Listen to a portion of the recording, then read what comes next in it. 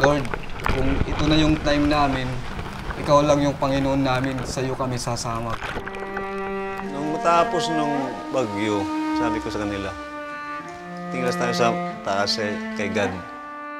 Mga kapatid namin dito sa Manila, nagplano na sila na kunin kami doon at balikas na kami dito. Naglakad lang kami papuntang terminal. 1 oras kami nakarating doon.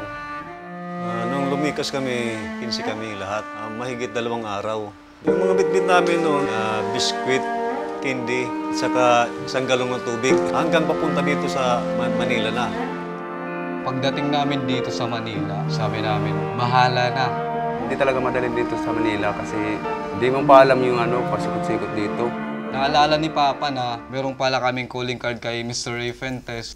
I first met this group June 22nd, 2012. So I gave them my simple calling card. Should they come to Manila? Grabe, nabasa na. Ibinilad lang namin sa sa sikat ng araw. Yun, tumawag ako. Isang shoot lang, punta kagad. I met with them and I immediately said to myself, I have to call Tambanggis. Sabi niya, there is this young music band. Can you audition them? Tingnan mo kung if they can make a living here in Manila. At the end of it, nagpalakpakan yung mga nakikinig, yung banda. Yung tugtog ng mga anak ko, na-appreciate din niya na magagaling daw. Yun ang umpisa na binigyan kami ng break dito. This is a great story of empowerment. Survivors trying to do something out of their talent.